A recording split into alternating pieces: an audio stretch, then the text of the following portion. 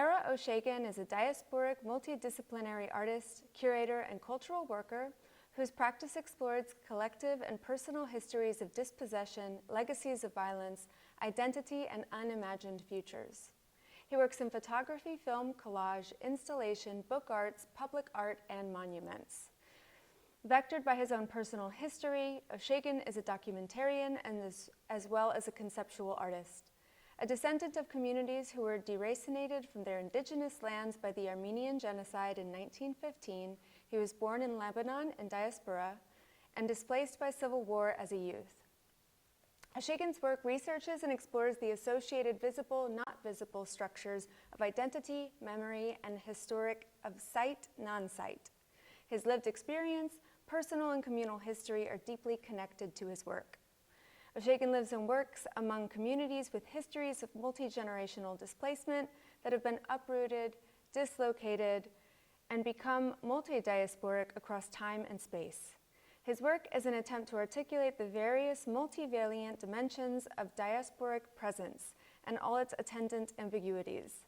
Based in Los Angeles, Oshagan is a curator at Reflect Space Gallery in Glendale Central Library and has published 3 books of photography, 2 more forthcoming in 2024.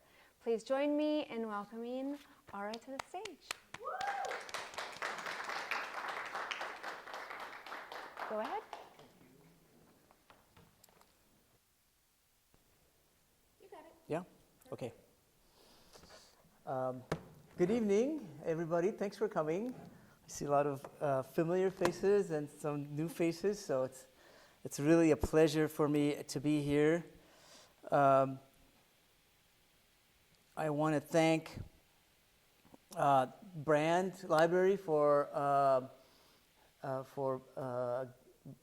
hosting us here tonight. I want to thank Jennifer for creating this whole series and inviting me to be part of it, as well as all the staff who's been working on this and other exhibitions in Glendale.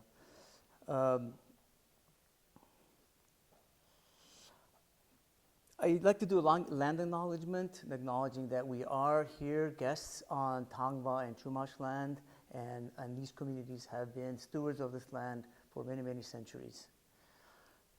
It's important, when we talk about indigeneity, it's important to have that acknowledgement. And later on, I'm going to be talking a little bit about Armenian indigeneity. I am nominally a photographer, but I do all kinds of different media, and then Jennifer's introduction, she went over most of those, collage and film and installation and public art and permanent monument. Today I'm going to speak about, I'm going to show a few series today from many different places and trying to connect them in kind of this thread that goes through all of them, and try to think about parallel narratives. So I'm going to first talk about some of the work that I've done in diaspora and diasporic presence that I tried to explore, and then look at a couple of other works that are kind of parallel narratives to the Armenian narrative. My work begins really with documentary photography. Sort of that photography, the image taken in the world is really important to me, and all my work stems from that. It kind of grounds me. You know, diaspora, as many of us know, is a very, let's say, it's like ambiguous space. It's a very much ambiguous space. It's a space where you are in multiple dimensions. You're interacting in many different ways, in many different methods and languages and cultures. And so photography kind of grounds me when I do my work. It all begins with photography, but then it expands into other directions. So this is turning off here.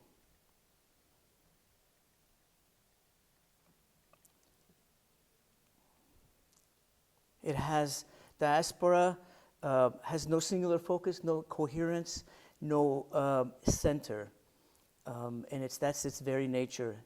And a lot of my work revolves around that idea. So let's start into it. I'm going to first show work that I did in Beirut. So as Jennifer mentioned in the introduction, I was born in Beirut. Did you mention that? I think she mentioned that, maybe not. Anyway, I was born in Beirut. I was one of the diaspora. My grandparents' generation were deracinated, were forcibly removed from their homeland. And my parents' generation bounced around different places. My father actually was born in Bulgaria. My mother was born in Iraq. And then I was born in Beirut, and I was myself displaced from Beirut, from Lebanon, due to the civil war. So there's this kind of multiple generational displacement that I've experienced, my family's experienced. And it's also a very personal kind of displacement for me, because when we came here, it was not only my whole world was upside down, was displaced, but also my family kind of fell apart. And so that's kind of the thing. And I was 11 years old when I first came. So that's the kind of thing that will kind of reverberate over the decades. And so you kind of always, my work always kind of looks back in that direction, looking at that kind of break. And that, my personal break, was also a collective break, collective displacement that's happened, as we're saying, over multiple generations, multiple communities. So in this project that I started in 2014, I went back to Beirut. I'd been back once or twice, but at the time when I went back, I was not a photographer, but in this particular project, I went back to start photographing.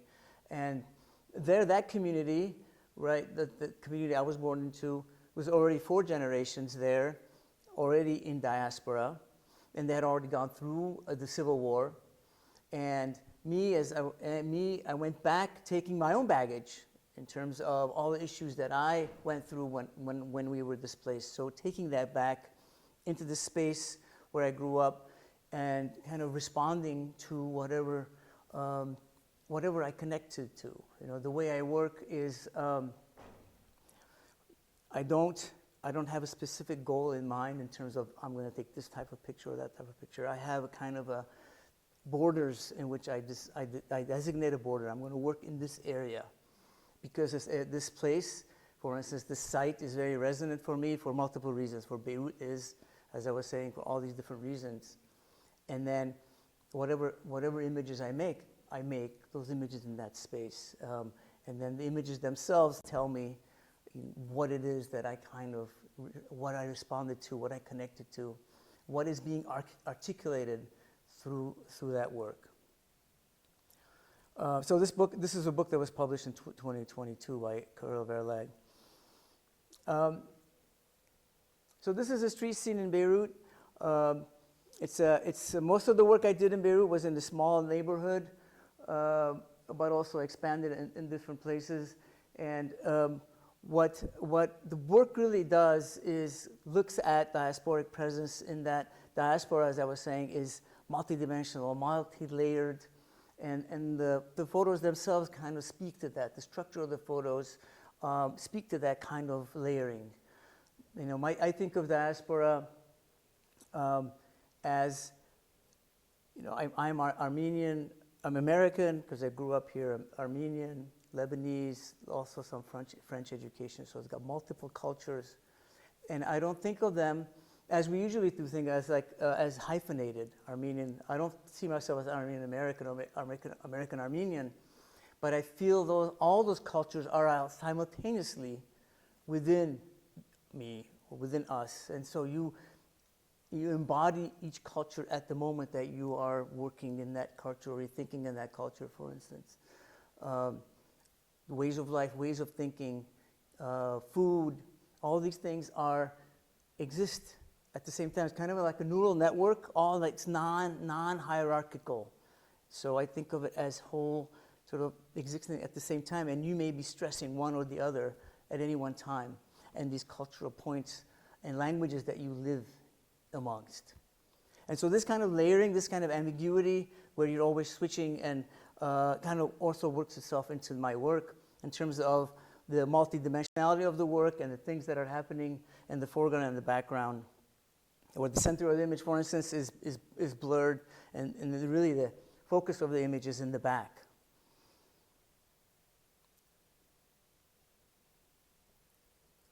Same here, the layering, and also diaspora is flux, right? Diaspora is movement.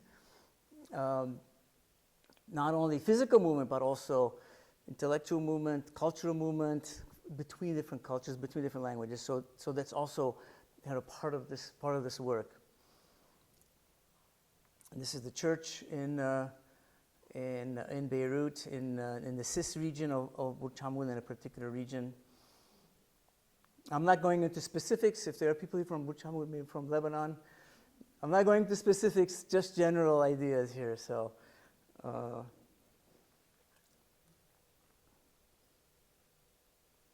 here again, the layering and the multiplicity of things that are happening, to me, speak to this kind of diasporic presence.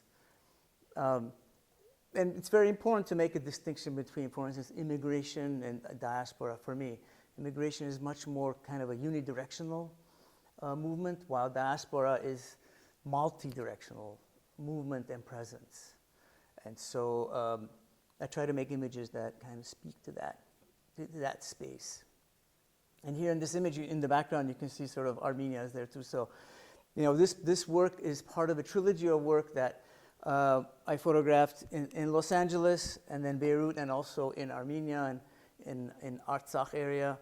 And so this is kind of trilogy of diasporic imagination and living, right? Because as Armenian diasporan or diasporan of any country, the home country is always kind of on the horizons of your imagination. It's always there. And so that becomes part of the trilogy. And here in this case, this picture that's hanging there is kind of that homeland. And so it's kind of that imaginary space for me.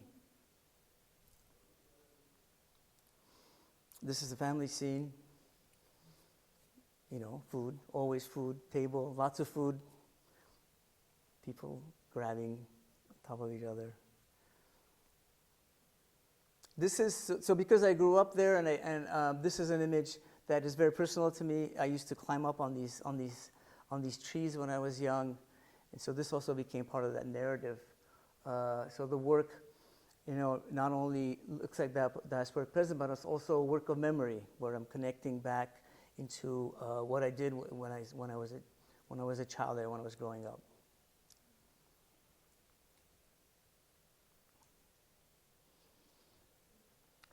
So this is a ledger of all. This is at the Burç-Hamud, which is an area, an Armenian diasporic area in Lebanon, at the Burç-Hamud cemetery. So these are ledgers where, if you're looking for somebody's grave, this person, this huge person with a huge belly, will bring out these books, and he'll flip through the pages of the book one by one and find who you're looking for. And you can see here there are dates and there are names. And then plot numbers. And there's, I don't know, maybe 50 or 60 of these books, and he knows where these particular things, particular grave sites could be, and names, and he finds them for you. So this is a really important picture because it has this, it looks into that 4 generations of presence in this picture, because of those names are there and the dates, and so it looks at that, looks at the history of it.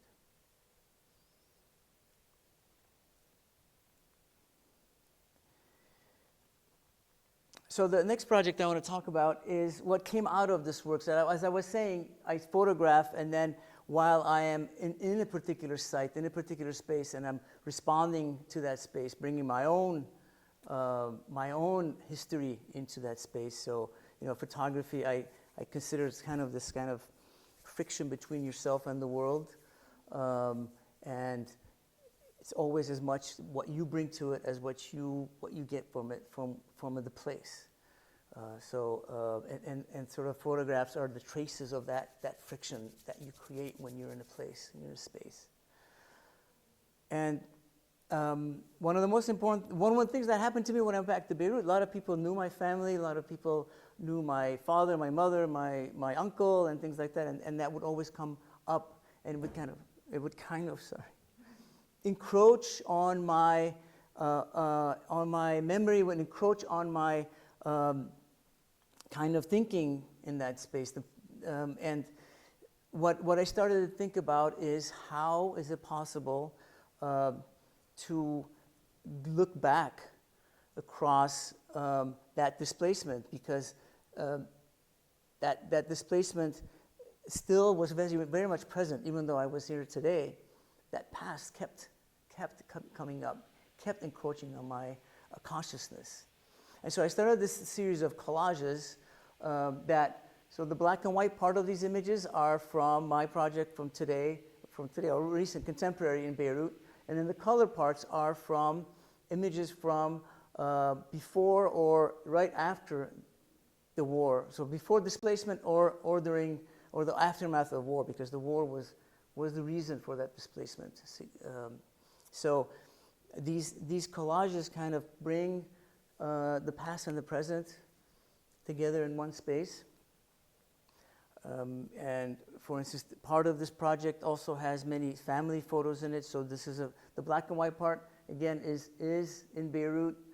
And then the color part is actually from before my displacement. So it kind of creates this bridge, and in image space kind of brings them together, tries to create this kind of relationship between before and the after. And in the back, the middle person back in the back, the third person from the left is actually my father in this particular case.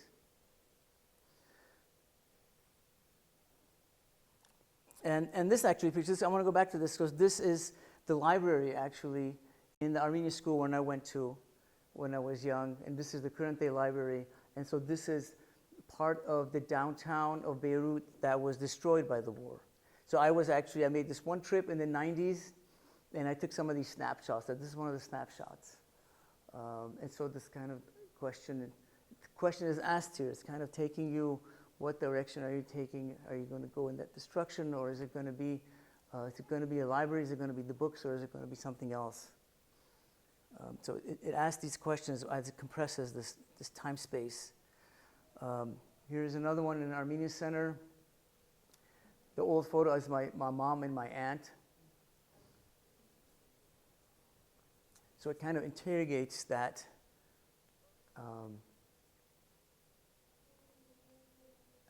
that abyss, kind of. It's a kind of an abyss in time when you suffer through that, when you experience that. This is another scene from Beirut. This is there was some demolition happening in these buildings in the Armenian quarters, and then that in the color is my father and my brother. That's 1960. So that must be 1966, maybe? 66, 65, 66.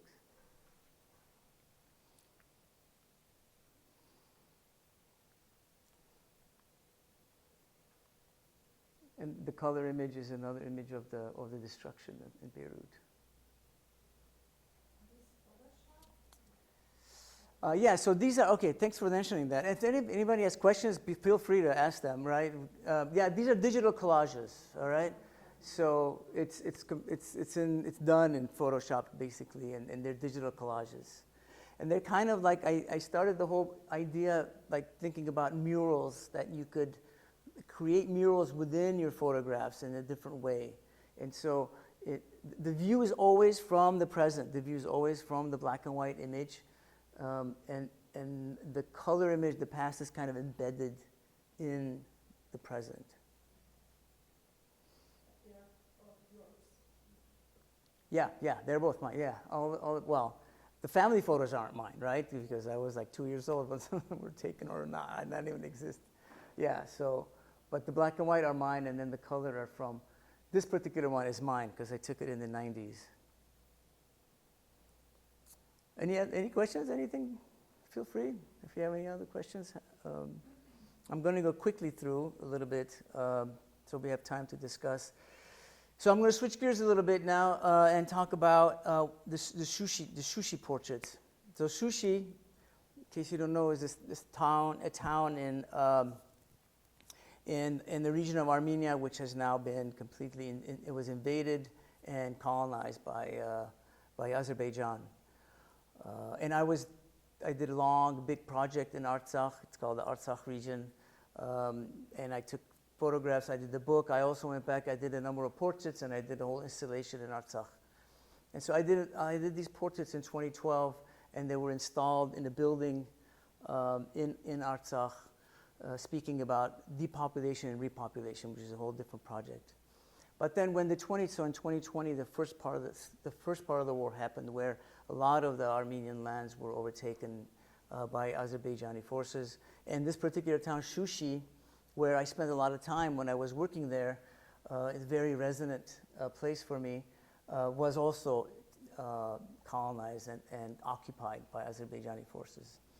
And so I had these portraits from Shushi, and now these portraits, this woman, for instance, who lived in Shushi was at that point now a refugee. She was forcibly removed from her indigenous land.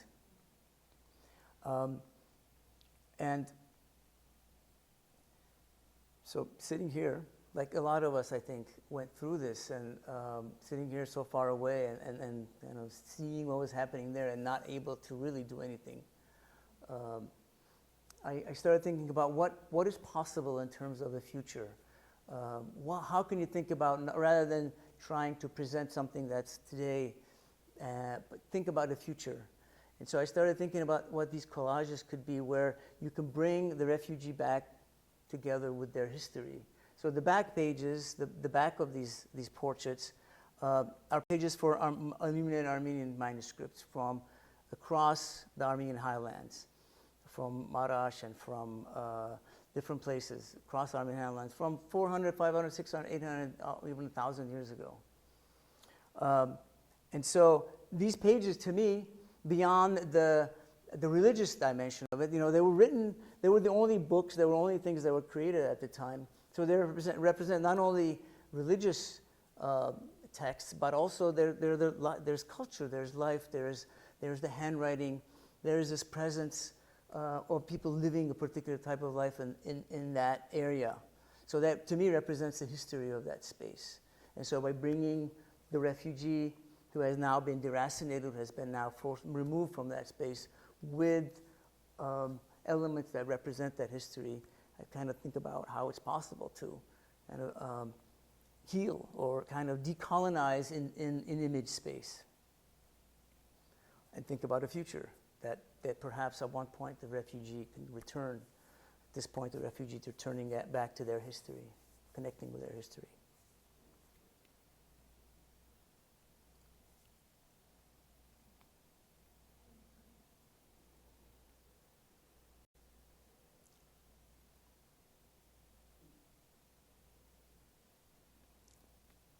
There's a little detail. The background is from Toros Rosen, one of the most famous scribes in Armenian history.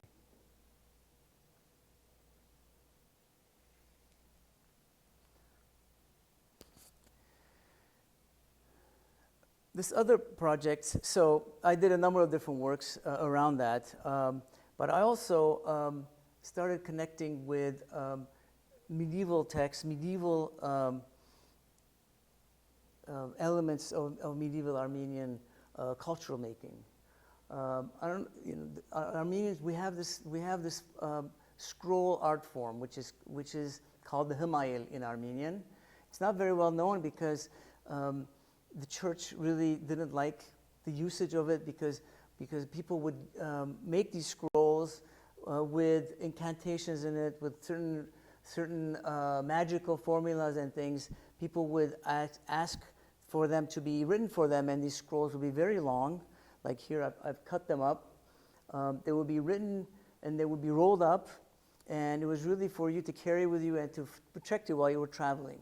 So it wasn't only Christian texts, but also these kind of magical incantations and things to protect you against evil while you were traveling. And they would take it with them in a pouch, and then while they were traveling, they would take it out and they would read it. And it was a pretty widespread art form. It's not clear when it started because a lot of the original Hmails were just on paper and they weren't preserved very well. And so the earliest that we have now are from like the 1500s. So what I did is I took these scrolls and I did my own image interventions into them. And so these are two different complete scrolls that I've cut up, and I've done my own image interventions and from my own diasporic travels. And for instance, these are some images from Beirut. So I've kept the text, which is kind of the talismanic, the magical part of the text, but I've replaced the illustrations with my own photographs. And I travel with these scrolls sometimes myself to protect me while I'm traveling in different areas. But it also speaks to this idea of return, right? So you are, that when you travel and you have these scrolls with you, this allows you to come back safely to where you started from. But also, beyond just coming back home, the return, there's also this element. So these are images from Beirut, and I did some from images from Armenia.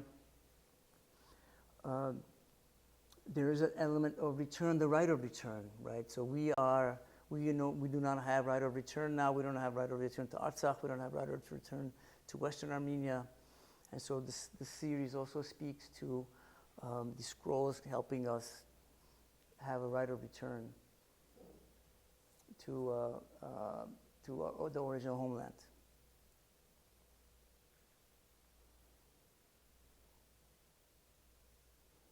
And this is the installation view of them.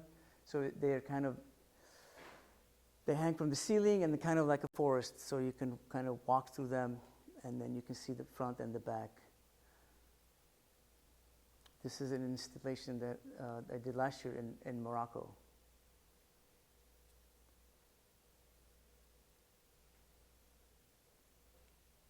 How are we doing on time? We're good? Yeah.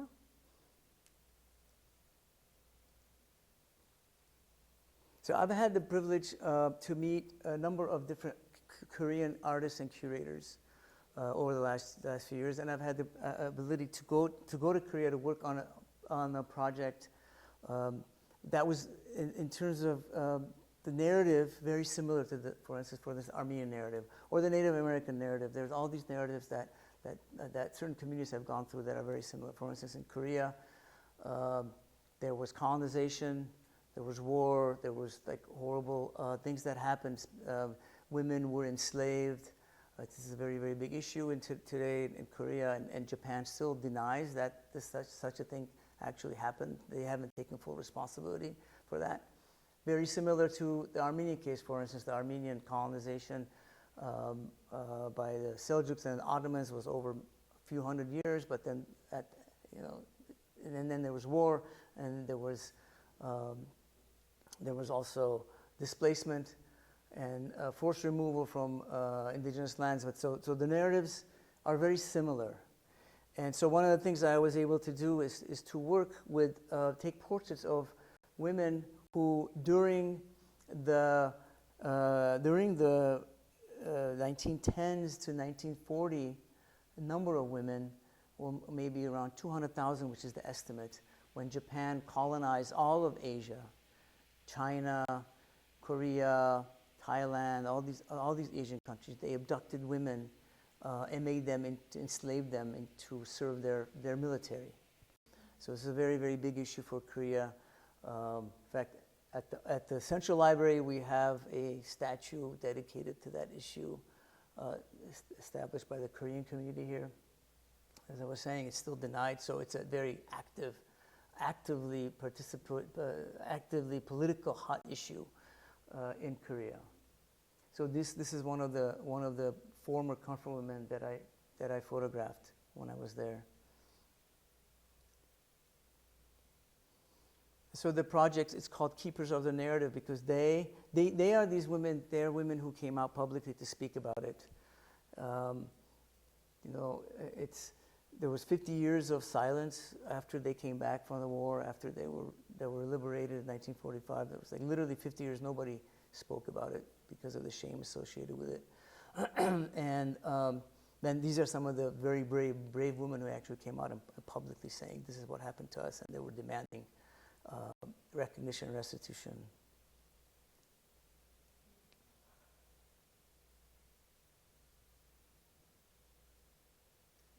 The idea of shame seems to be a very prevalent, amongst the cultures.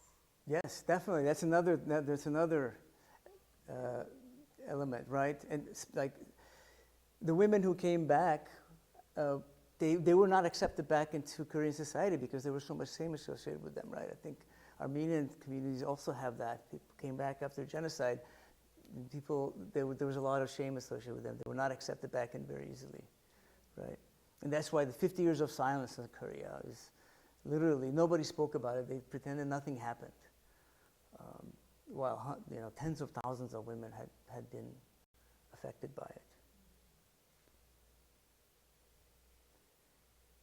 I also wanted to connect that issue to today, and I photographed activists who are keepers of the narrative, who are every day, but working very actively in Korea to get the Japanese government to recognize what happened.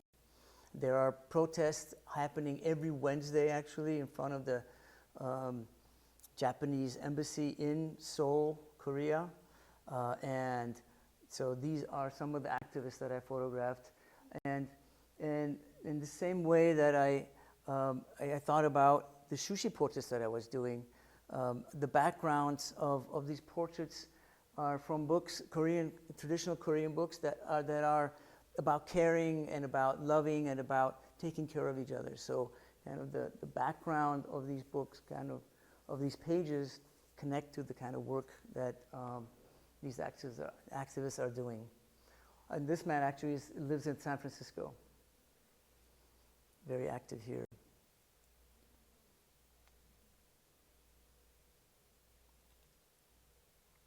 So the form is similar, but the topic is very different.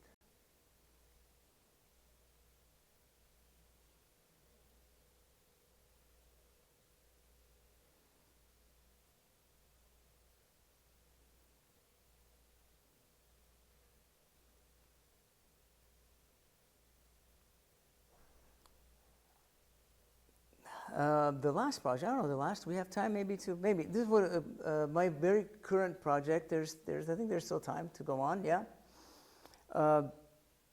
So in 2000 to 2002, I had the opportunity to photograph in California prisons. I worked with a filmmaker, in fact, she invited me in to work with her, and we followed 7 youth who were in juvenile hall, who were being tried as adults, and then were sent to county jail and 2 state prisons across the state of California. I photographed many times in juvenile hall, and as well as when they were moved to county jail. And these are some of the images of the work. So this is in juvenile hall. This is in Ironwood State Prison. But the project really didn't come together for me. There's lots of photographers who've done a lot of work in prisons. There's a lot of really amazing work, and so the project really didn't really come together for me as a project itself until I ran into some of their writings, like you see here. So they had in juvenile hall, some of them were taking taking poetry classes and things like that. And I also corresponded with a lot of them over time. And so they'll write me letters.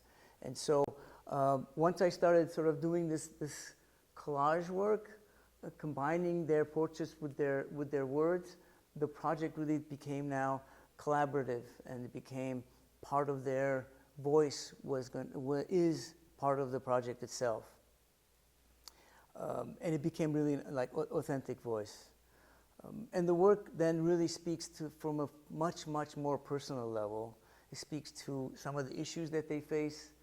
A lot of them have to do with their fathers, for instance. He talks about here, about his life, and then the thing that scares him most is his father's death. That's what it comes down to.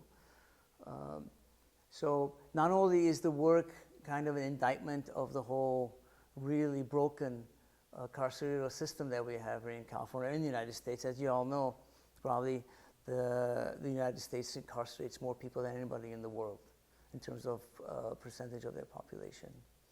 And it's skewed in terms of the percentages is much higher for black and brown people than for other people. And so it's a really racially skewed and ridiculously high numbers of incarcerated people in the United States. So the project speaks to that, but also speaks from a very personal place of these kids talking about their lives. And the title of the book comes from this poem by Liz. She talks about nothing, and she says, life becomes a poor imitation of death.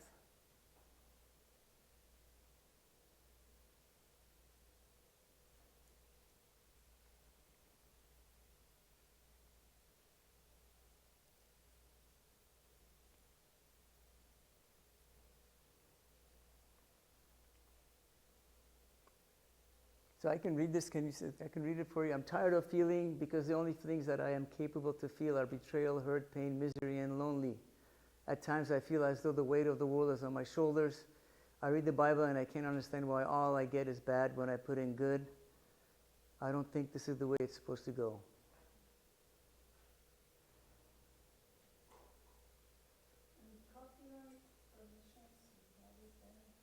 Yeah. So as I said, I work with a filmmaker, and as long as the work is for this project, particularly about this project, we have permission to use it. But for instance, I had the chance to publish one of the photographs. Time magazine had contacted me many years ago to publish one of the photographs, and I had to reach out to one of the kids to see, is it okay if I publish the photograph?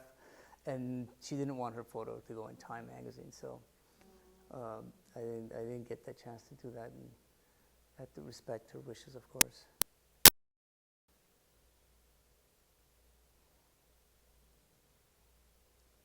So this is Efrain. He actually he was arrested as when he was 17, and then at 18 he was sent to state prison. First person he ran into in state prison was his dad.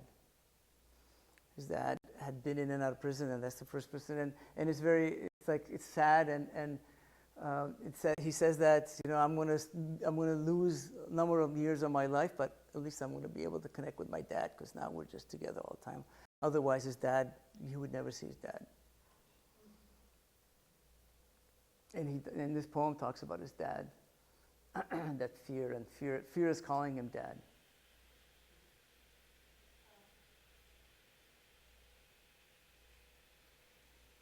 So I have a book coming out of this work. In fact, I brought the book dummy of the book here somewhere in my bag. If anybody's interested, I can show you of the whole project that's coming out in a couple of months. How are you doing on time? What's that? I think we could switch to discussion soon if we're ready. Are you ready? Well, this is the end of my original. I have a couple of backup projects I could show if we have time, or else we can go into discussion. I think maybe it's good to go to discussion now. Okay, do that too.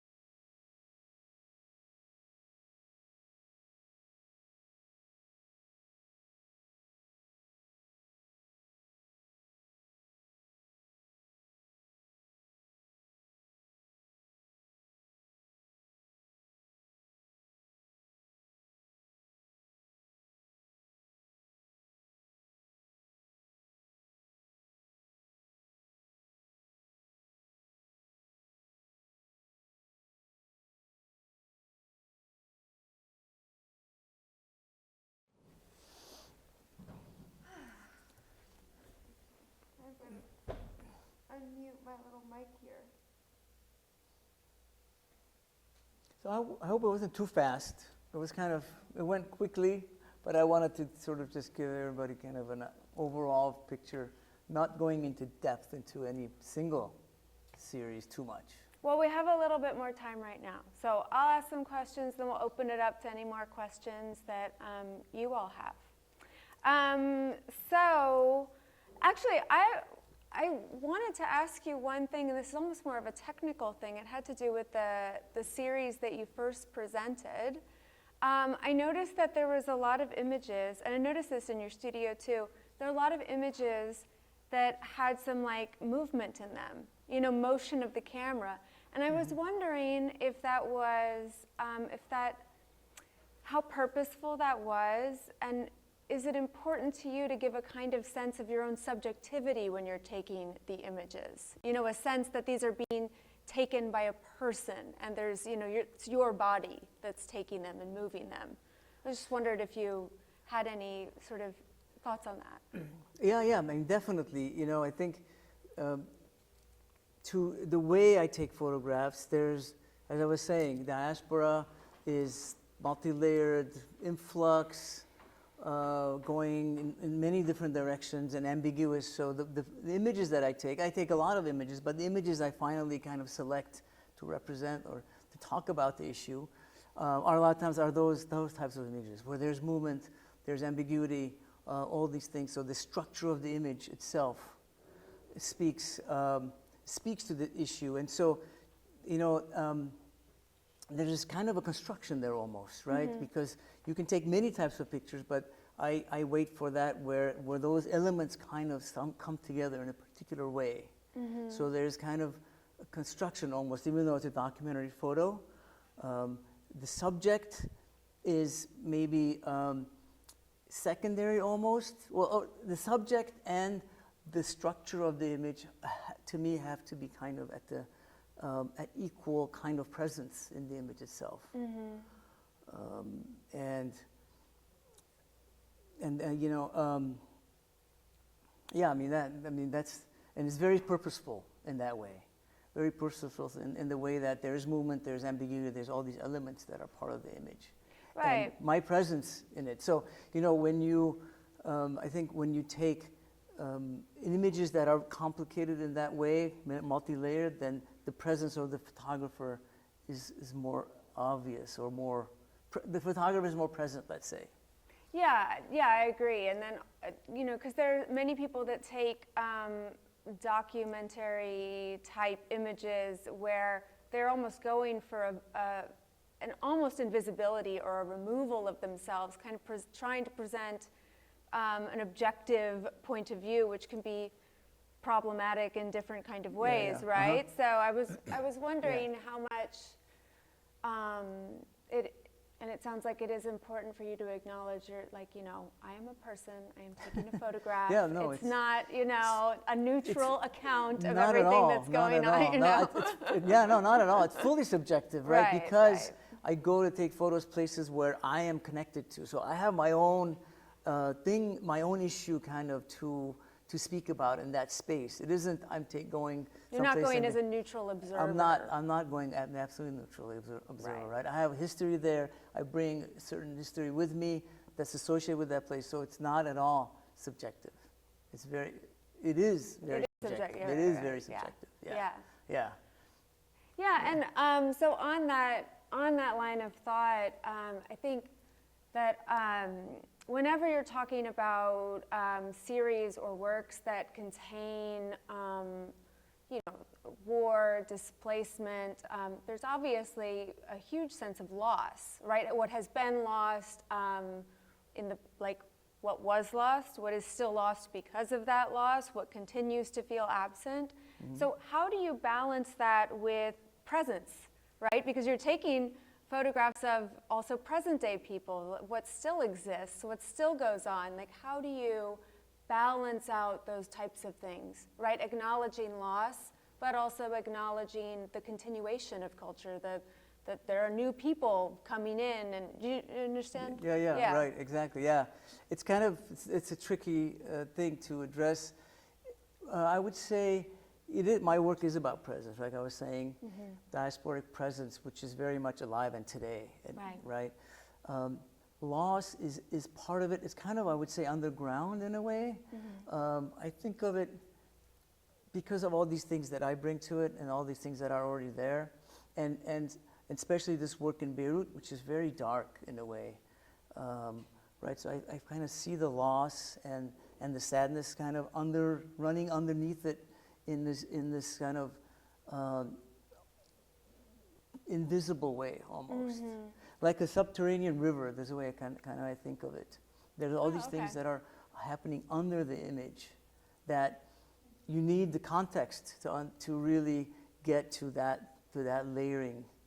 You need to know what the photographer is doing. You need to know the history of the place. Just looking at a photo, that one photo is not going to kind of create the access for you for that kind of layering. Is that why you like making books? I mean, because a book can give a lot of context to an image. Yeah. You know, I mean, that's a great way to sort of do that in a sort of literal way. Yeah, exactly. I mean, the book, I love it. Like a lot of these projects, naturally, I think of them, I initiate them that they're going to end up in the book form. Because in the book form, you have the time to contextualize it. You have the time to show many photos. Like 1 or 2 photos isn't going to really do anything. You need a whole series. You need 40, 50, 60 to really kind of articulate that space, talk about that place in a more full way. And books remain, right? The books remain. They stay around for a long time.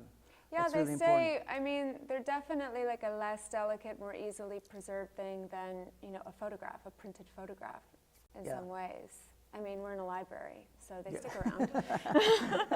I work in a library, so books are all over. I also was wondering when you talked about the Comfort Women series, which is actually something, I didn't know about.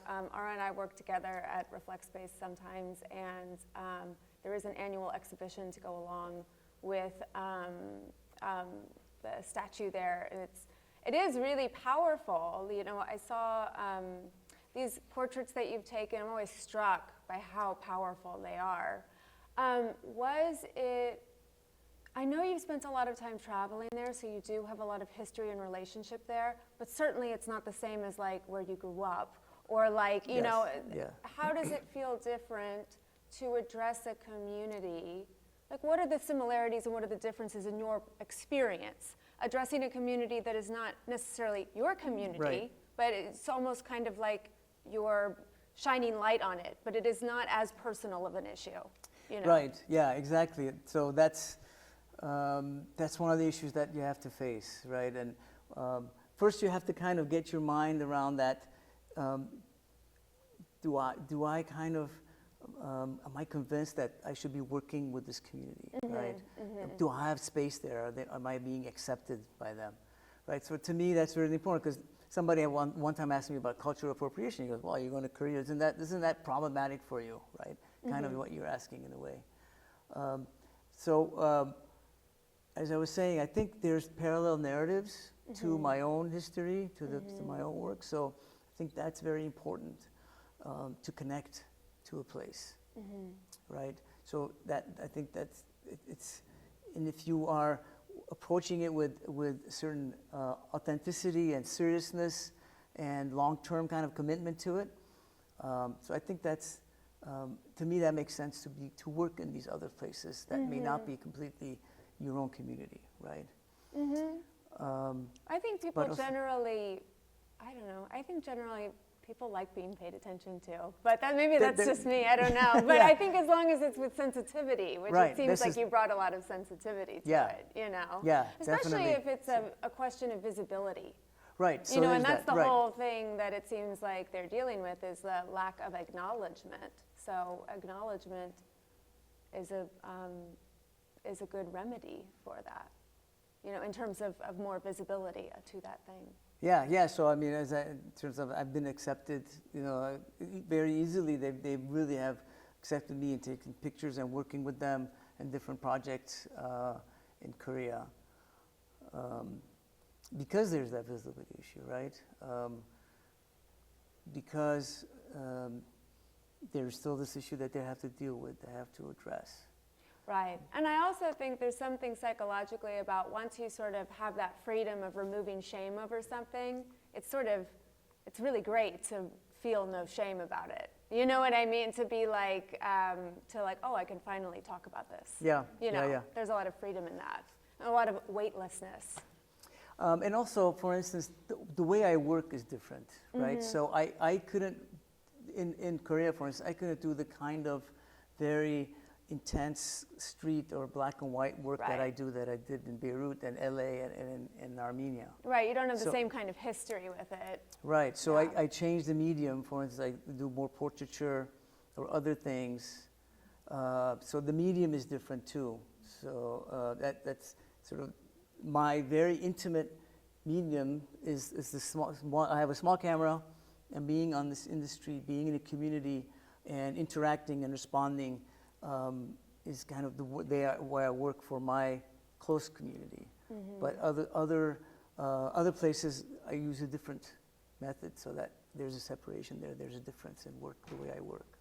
Yeah, it's funny, you were talking about, and I see this with the incarceration series as well, like the sort of sense of rehumanizing people Mm-hmm. that I think maybe have been dehumanized socially to a certain extent. I think you were talking about survivors of the Armenian Genocide, comfort women. They become almost emblematic of a feeling of loss, with war or like a cultural shame, that it's like that is a reminder of a painful memory, But also, I mean, this is different because it's not so much a cultural issue in the same way, but in a way, incarcerated people, there's a lot of shame around incarceration. There's a reason that, that young woman didn't want her picture in Time, even though that is a part of her history.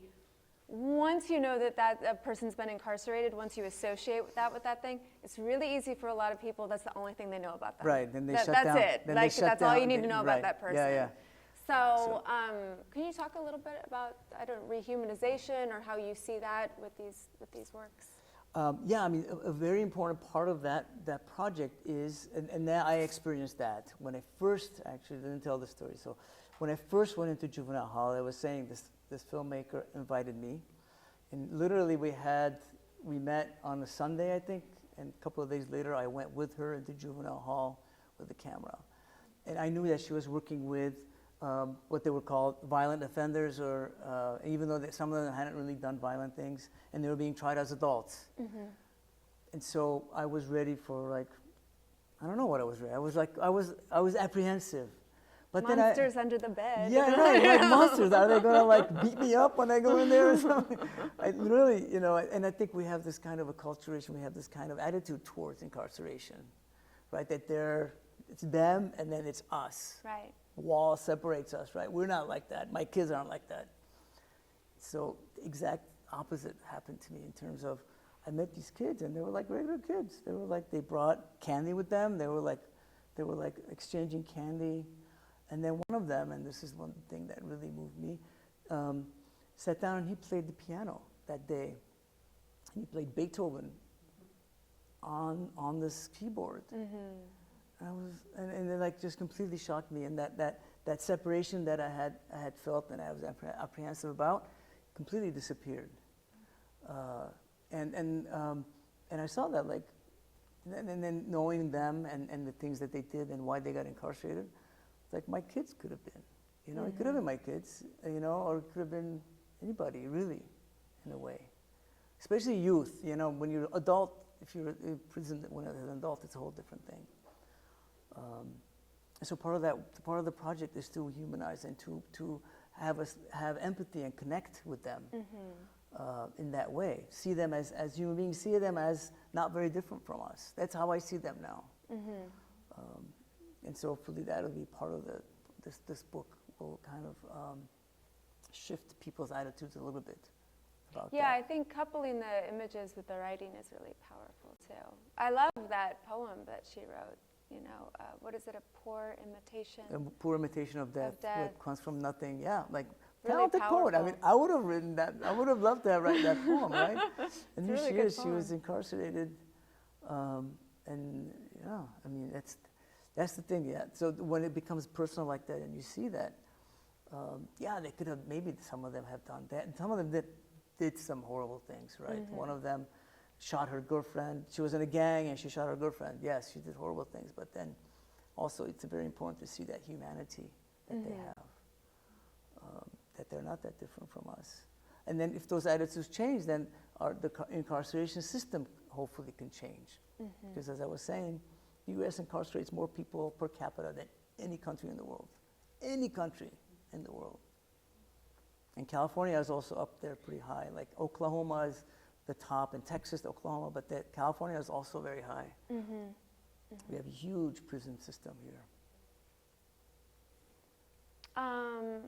Well, on that note, does anyone have any sort of questions that they would like to ask or comments? Yes. Please, Karine. Thank you. Thank you. I've known you for a long time, photography, and I've seen a style change. I just want to ask you, like, you have changed, matured, or style because your Beirut was more wide angle movement, more cropping, whatever. But this close-ups of the Korean women were really tight. I was like, because they're Armenian Genocide survivors with different style. Style change or depends on where you are, like which country. When I'm in a different country, I can get permission in Europe, but in Peru, you know what I'm saying? Is it you or it depends on the environment? Yeah, as I said, one of the things is I wanted to change, do something, not use the same methods that I was using to photograph my own community, be it genocide survivors or Beirut or someplace else. So I use color film, for instance, which is very different. And they're very tight in that way. And so I'm not, the question, and so sometimes, you know, this is what happened with my work in Beirut.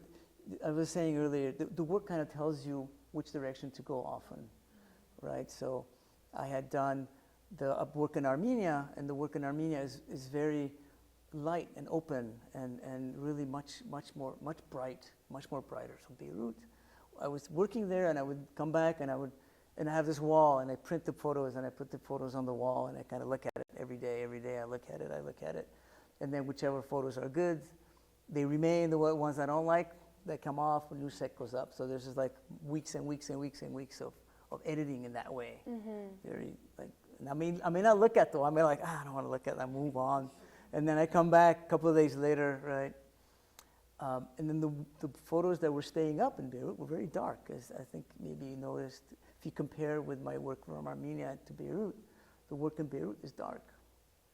It's dark and it's got a lot more flux, a lot more motion.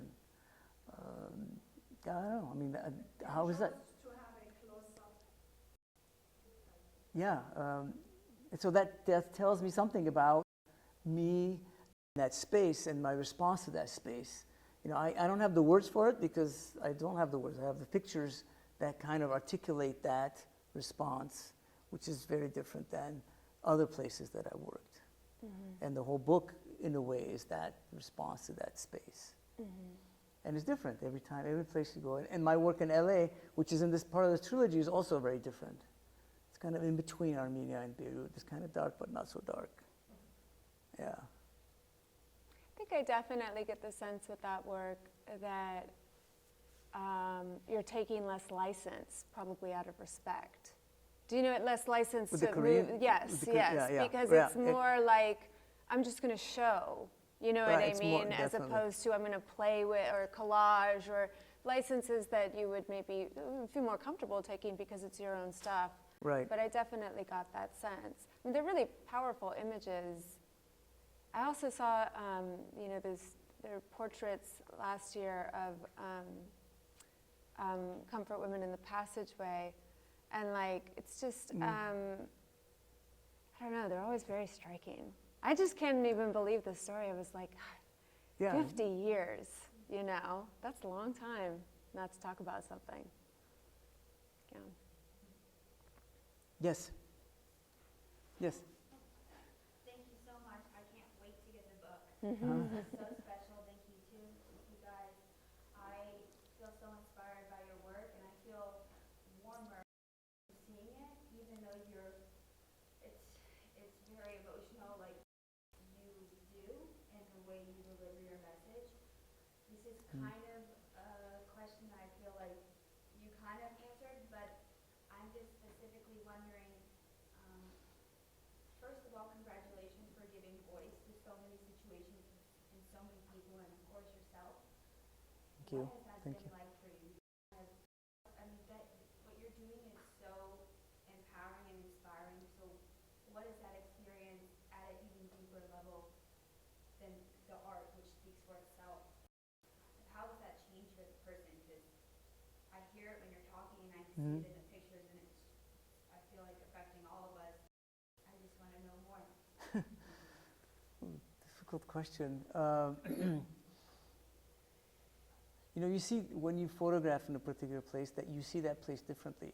You see the place through the photograph, finally, right? So before I went, for instance, to Beirut, I had a whole different view of what Beirut was from my childhood and from my earlier trips. But then now I only see the photographs almost, right? There's a articulation of the place through the photographs, and there's the articulation of myself, my relationship to that place through the photographs. So my relationship to the place changes through this process of photography. Because it isn't just picture making, right? It's about being connected, being in space, and working. So, you know, a lot of times, let's say I work just kind of in this area that I decide I'm going to work in, and it's kind of a random walk. I go here, I go there, I go everywhere, and then I usually just connect to one place, and that's where I stay, and I take a lot of pictures. And, you know, I probably took, 8,000 pictures in Beirut. There was like 60, 70 pictures in the book. So like 1 out of 100 are the images that actually make it into the book. And so the rest are kind of a process. So the process is connecting and talking. So there's a lot of talking, a lot of spending time, and a lot of taking pictures that you know are not going to be what you're going to end up showing in a book, but it's going to be part of the process. So that all affects you. That all kind of shifts your vision of the place and who you are, really. So it's kind of this symbiotic relationship. So how do you safeguard yourself emotionally, too, from your own process? Because these are all very heavy topics. Yeah. You know, how do you take a breather from it, you know? I mean, you can't be, you know, it's like ultra doom scrolling or something. Like, everybody needs a break from bad news. Yeah, I was listening to this interview the other day, and he said, and it was this former gangster. Mm-hmm. Somebody asked him, they go, so what do you do for self-care? He goes, I drink heavily.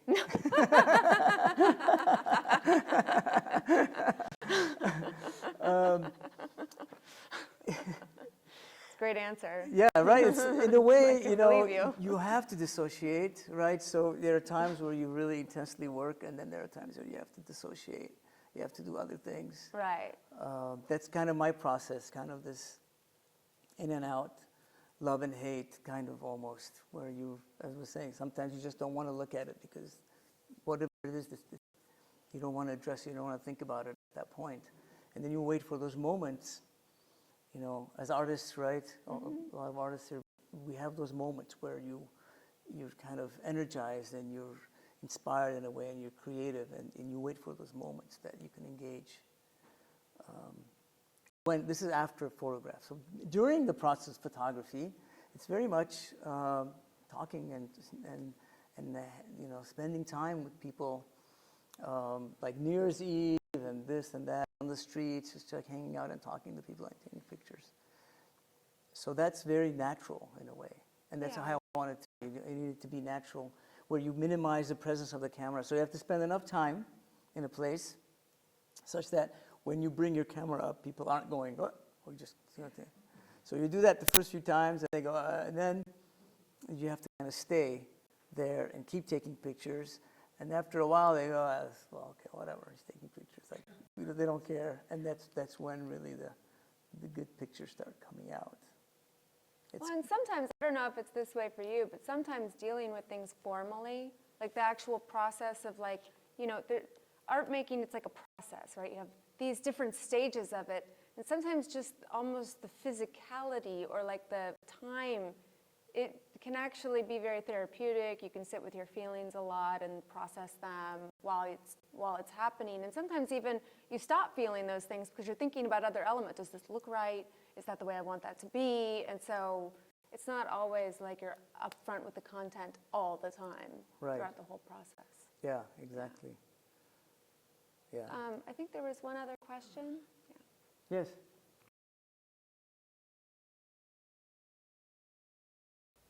So.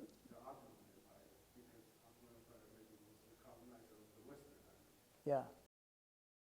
So you kind of ask, how do you connect like the personal narrative to the collective narrative, or they go from collective to the personal, or specific. So specific to the general, or the other way. Yeah. Is that kind of what you're asking? How you kind of like not let the specific narrative to be washed by this bigger concept. I'm not be specific anymore. Yeah. I think the only thing you can do is be very specific, right? This is what I believe. So if I do my work with the Armenian narrative, it's very specific places, people, it's very specific, but if it's done in a particular way, then it can become more broader, it can become more of a collective kind of narrative that a Ukrainian may connect to, or a Palestinian may connect to, or somebody else may connect to. I'm not sure anyway, through photography, I think it may be very difficult to try to do something that's more collective in that sense. I think you only have the specific to work with. The specific, and if it's you're close to that specific topic, to that issue, then then you can make it connect to other people. There's a lot of Latinx people look at, especially my photos from LA, they connect to it. They say, oh yeah, this could be our family, this could be us, like that. I mean, I think like the kind of the beauty of your work is that specific kind of way, you see the human in it. I think like I'm more worried about those bigger concepts where it's sort of like, they kind of make the, these individual narratives invisible. Well, I think it's also really difficult when you get into, the hundreds and thousands of people, lost or dying. I think that is almost an unfathomable amount of pain for the human brain to contemplate. So I kind of think that something even shifts in our brain to where we just sort of like, it becomes a number because that's really the only way to make it like palatable. Do you know it? That's the only way to sort of to actually be able to kind of live our lives in a sort of functional way. Or else that would it's too much, I think. To really think about 100,000 lives, you know what I mean? Or like 1.5 million or 6 million, yeah. Yeah, I mean, because how do you represent that? Well, and also it's like that word, the sublime, not the sublime like it's awesome, but the sublime like it's unfathomable. Like it's so big, it's unfathomable. Because for every single one of those people, for every person that dies, another person who's living's life is crushed, right? Because that person matters to someone, potentially a lot of others. So it's a huge ripple effect. So, I mean, I don't know if you want to finish out on anything else with this, but I kind of, when I think about those big numbers, it's like, at a certain point, it's like, you just can't even comprehend it as more than a number. Yeah. You have to kind of, I guess, you hope that your specific work implies Right. the larger collective. And also if you do multiple works that kind of circle around the same topic in different ways, different methods, different approaches, think that kind of also maybe embraces that larger issue a little bit more than if you just do something very specific, right? So that's kind of my effort, to have this broader kind of look at and different ways of the issue and touch on something more universal. Thank you. Yes, thank you all of you for sticking it out. Feel free to have some more refreshments on your way out. And if you haven't, come by to see Summertime, which is the exhibition currently up. It's closed for the night, but come back some other time to see it. We also have a Reflect-based exhibition as well, if you want to. Oh, we should plug that? Yeah, if you want to talk about Yeah, there's that. the before after right now. There's an Armenian Genocide exhibition down at the Central Library. You should, So go everybody check should that out visit. as well. It's really good. It's really great, yeah. East Coast artists reflecting East Coast international artists. It came from New Jersey. It's a really good show. What's that? Yes, until July 7th. Until July 7th, yes. So thank you. Thank you, Yeah. everyone.